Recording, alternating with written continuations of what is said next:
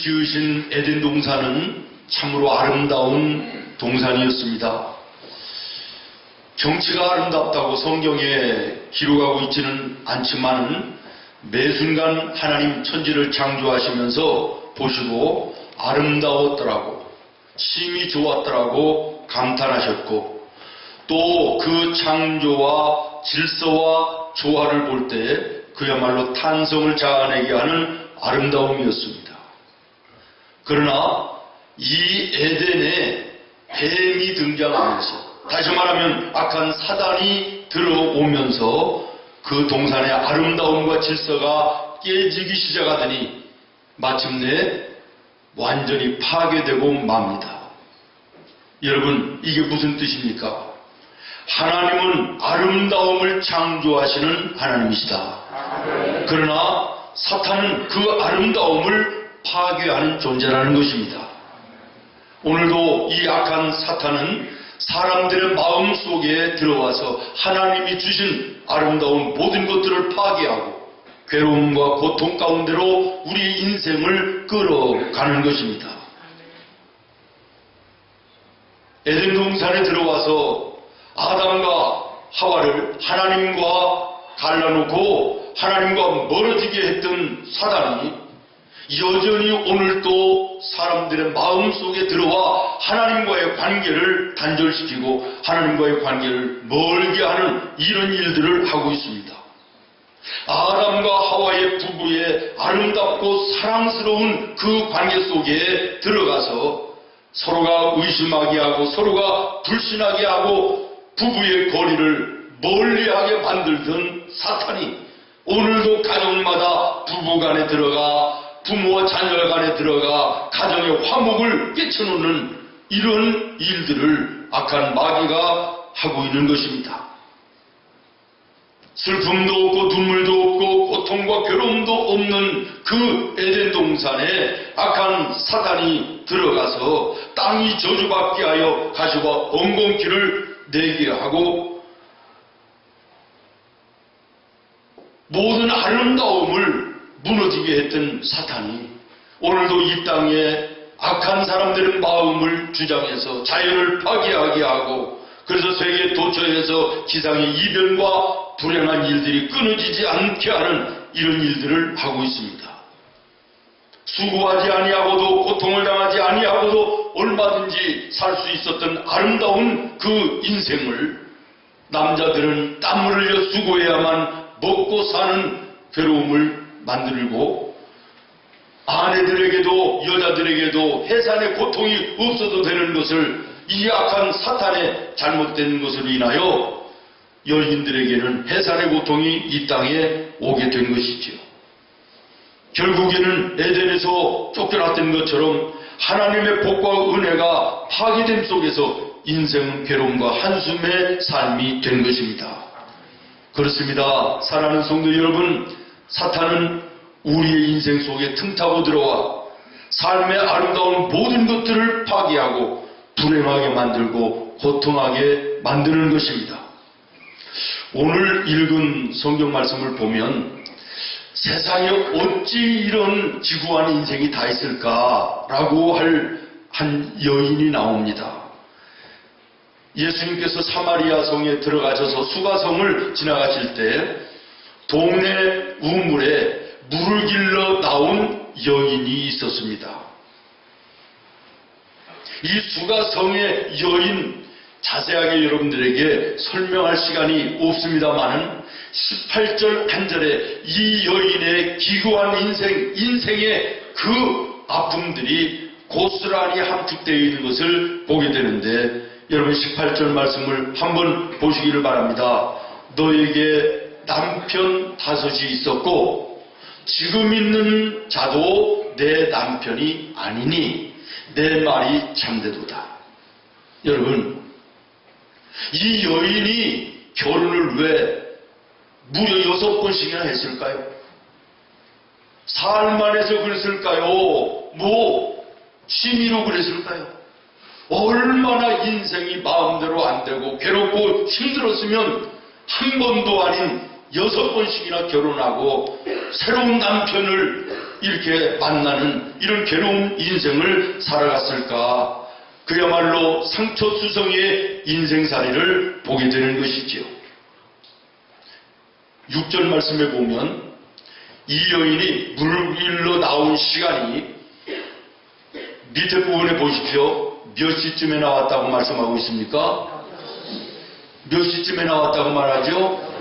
예, 그렇습니다. 6시쯤 되었더라 그랬어요. 유대식의 시간 계산 법으로 보면요, 정오를 얘기합니다. 우리나라 문화로 볼 때에 이른 아침에 또 저녁 때에 밥을 지키기 위해서 우물가에 물을 길러 나왔다, 이해가 됩니다. 그런데 12시 정오에 물을 길러 나왔다, 우리나라 정서에도 안 맞는 거예요. 그런데 더더군다나 지금 이 이스라엘은 아열대입니다.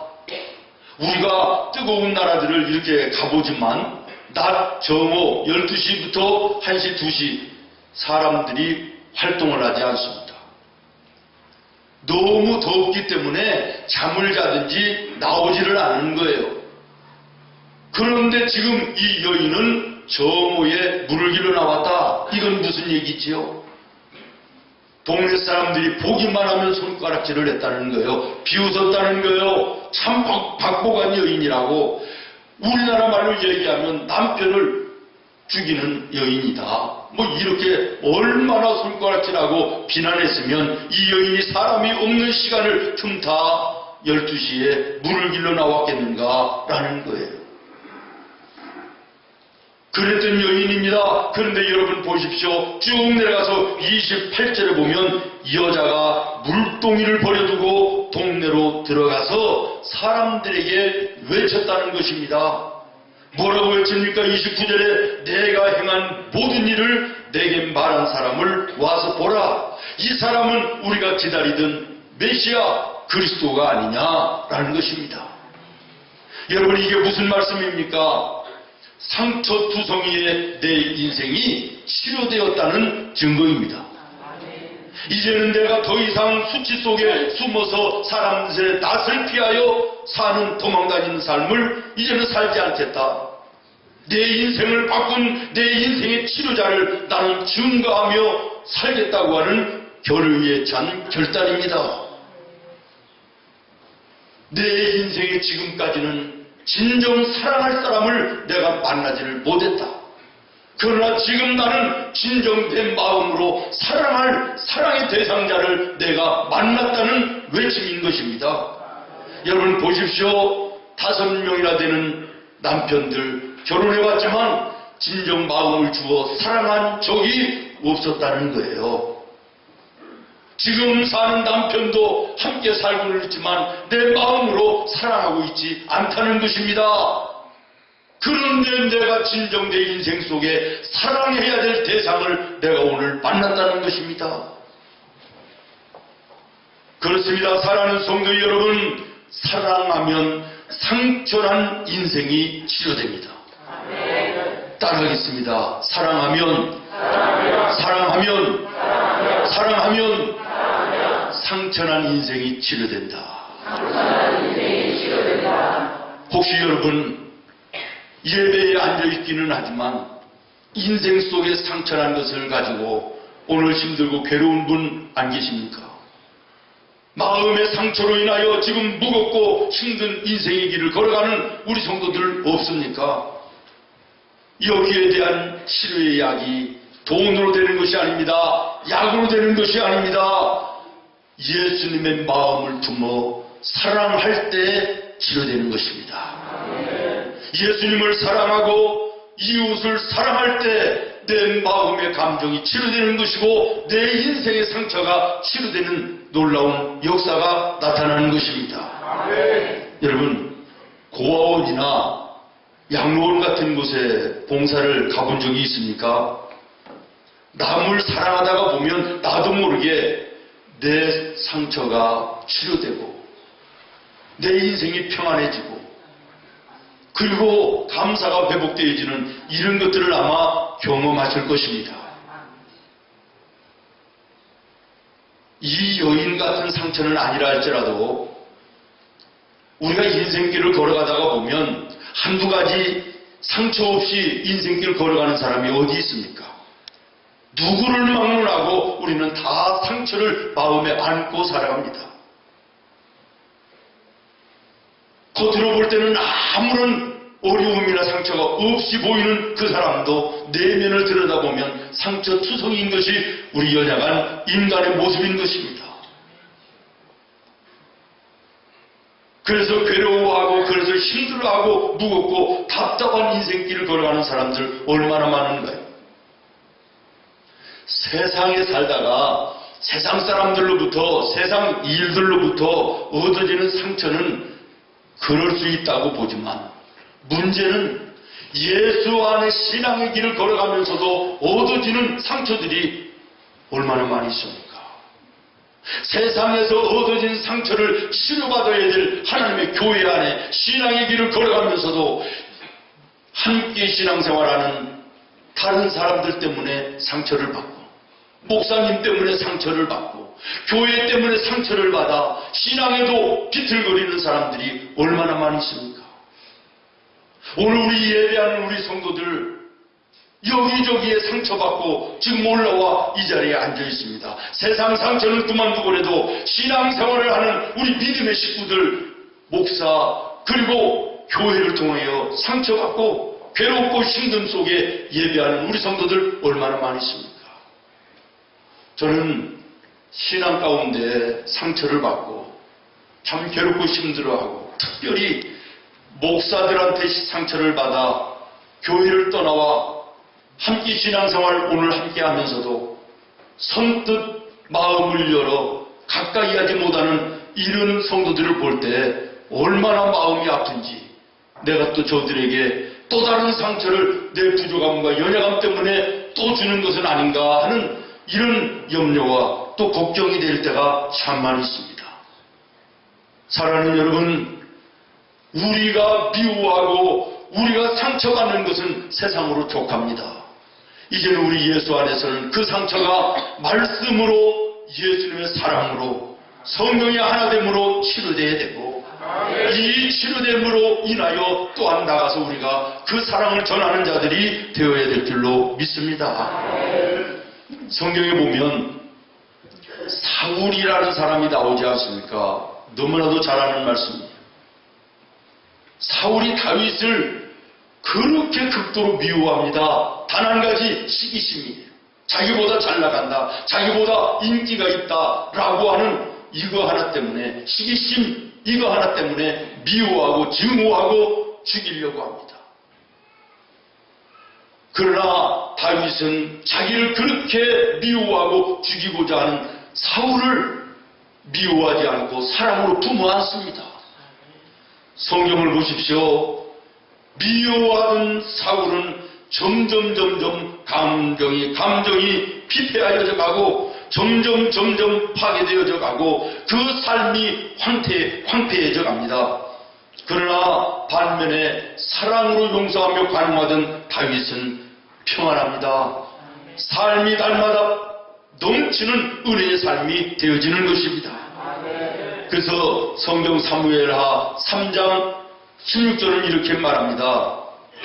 다윗의 가정은 점점 강하여져 가고 사울의 집은 점점 약하여져 갔다. 믿습니까? 그러니 마침내 사무엘상 31장에 가서는 이 사울의 가문은 블레셋과의 전쟁에서 비참한 죽음으로 최후를 마칩니다. 그러나 다윗은 이스라엘에서도 제일 가는 왕으로 세워지는 놀라운 은혜를 입게 되는 것입니다. 그렇습니다. 사랑하는 성도 여러분, 남을 사랑한다라고 하는 것은 곧 나를 사랑하는 것입니다. 아멘 되십니까? 남을 미워하는 것은 곧 나를 미워하는 것이고 결국에는 나를 죽이는 것입니다. 어느 병원에 똑같은 병으로 수술을 앞에 둔 2명의 여인들이 있었답니다. 근데 한 분은 임산부예요. 내가 죽어도 이 아이는 놓고 죽겠다. 그래서 수술을 미뤘습니다. 그리고 앞에 있는 여인은 먼저 수술을 했습니다. 그런데 수술을 한 후에 아이를 낳은 부인은 살고 앞에 여인은 죽었습니다. 병원에서 이유가 어디 있는가? 똑같은 병, 똑같은 사람이 똑같이 수술을 했는데 왜 한 사람은 죽고 한 사람은 사는가를 조사를 해봤더니 이 임산부는요, 자기 죽음에 대해서는, 자기 병에 대해서는 조금도 생각을 하지 않고 어떻게 하면 내 사랑하는 이 아이를 낳을까? 어떻게 키워야 되나? 뭘 어떻게 해줘야 되나? 온통 아기에 대한 사랑으로 마음이 가득해요. 그런데 나머지 한 여인은 수술을 하면서도 내가 죽는 것은 아닌가? 내가 이러다가 죽으면 어떡할까? 염려와 근심으로 가득하는 거예요. 그리고 죽은 거예요. 무엇을 얘기하는 것입니까? 사랑하는 여러분, 다른 사람을 사랑하는 마음이 자기를 살리는 것이다. 다른 사람을 사랑하는 것이 곧 내가 사는 것이라고 하는 것을 반증하는 얘기인 것입니다. 여러분, 예수님을 알지 못하는 세상 사람도 사랑을 하면 좋다는 것을 알아요. 세상 노래 가운데도 그거 있잖아요. 사랑을 하면은 예뻐져요. 그 노래 있지요? 세상 사람도 사랑하면 이뻐지고 좋아지는 걸 알아요. 그러나 그것으로 끝일 수 있어요. 그러나 예수님의 사랑, 내가 예수님을 사랑하고 내가 예수님의 사랑을 받고 또 그 사랑을 내가 다른 사람에게 나누어주는 사랑을 할 때 이 사랑은 생명인 것입니다. 아멘. 오늘 나와 여러분 인생 속에 상처 없는 사람이 어디 있어요? 그 상처 약으로 안 됩니다. 돈으로 안 됩니다. 다른 사람을 나보다 낫게 여기고 예수님의 마음으로 사랑할 때 상처가 치유되고 나머지에 대해 인생이 풍요롭고 아름다운 인생이 되는 줄로 믿습니다. 그 다음에 두 번째로는 사랑을 받으면 상처난 인생이 치유됩니다. 따라하겠습니다. 사랑을 받으면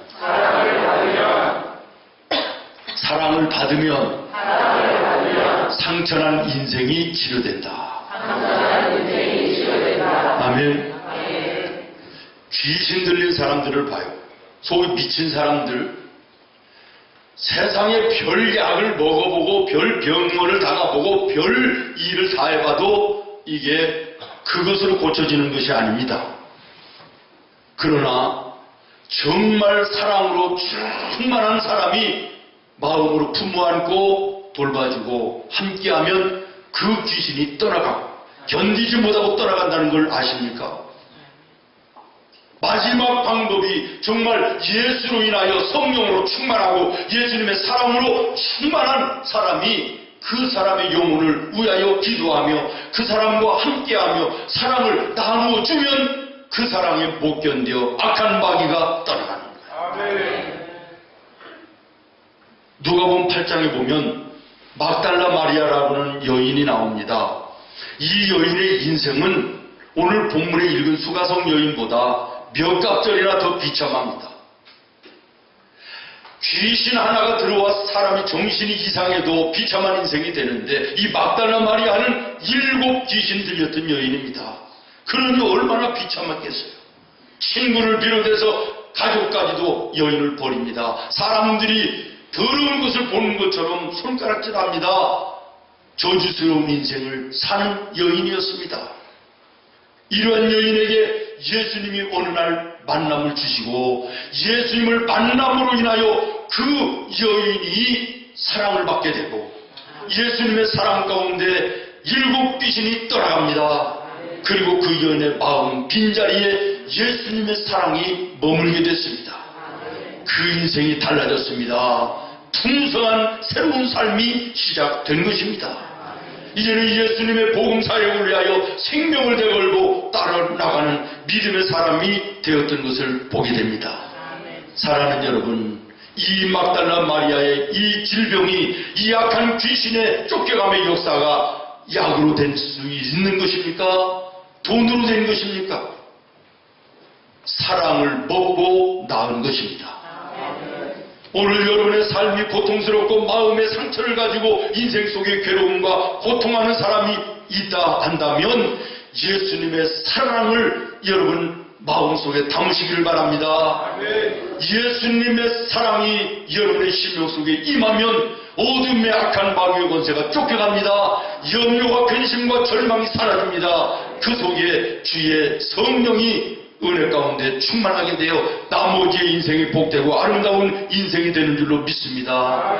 사랑받는, 예수님의 사랑받는 믿음의 자녀들 되기를 예수님의 이름으로 축원합니다. 그러면 예수님의 사랑을 받는 방법이 무엇입니까? 예수님이 말씀하십니다. 나를 사랑하는 자들이 나의 사랑을 입으며 나를 간절히 찾는 자가 나를 만날 것이니라.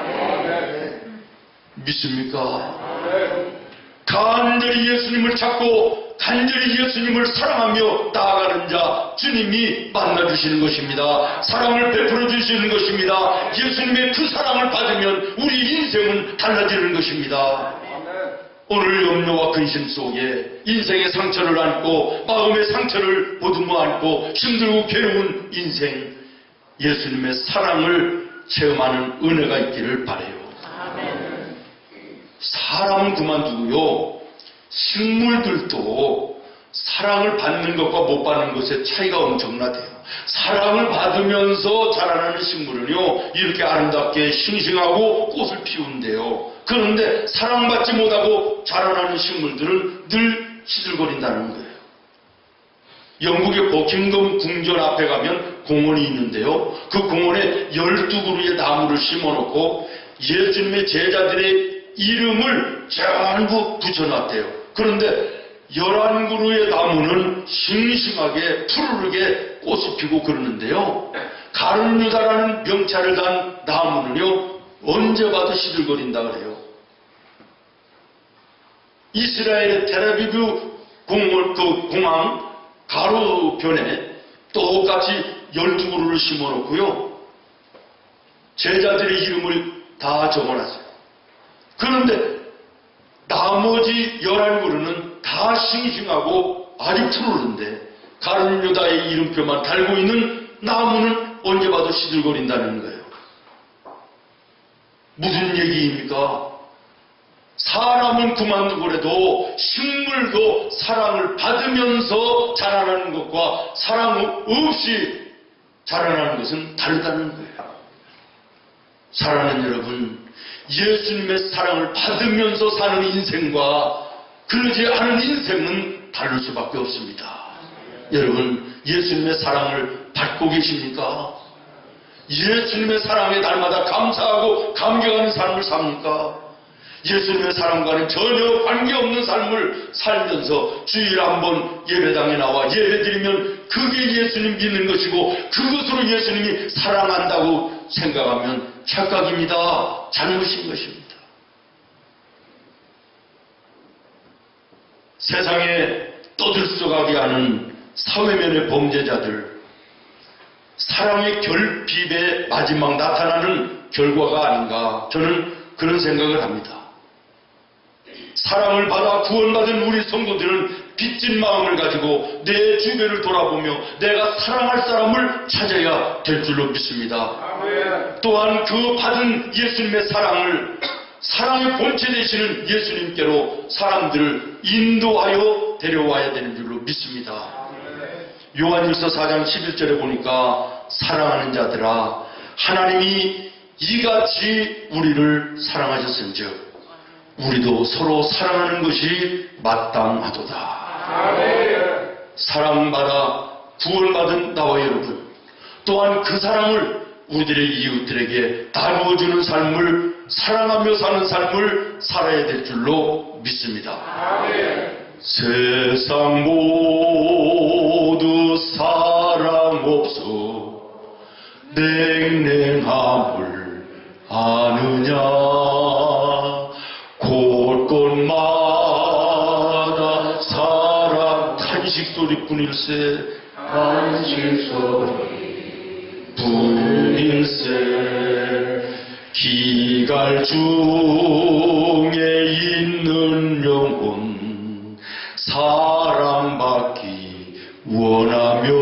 아이들도 소리질러. 아이들도 소리 사랑받기 원하네.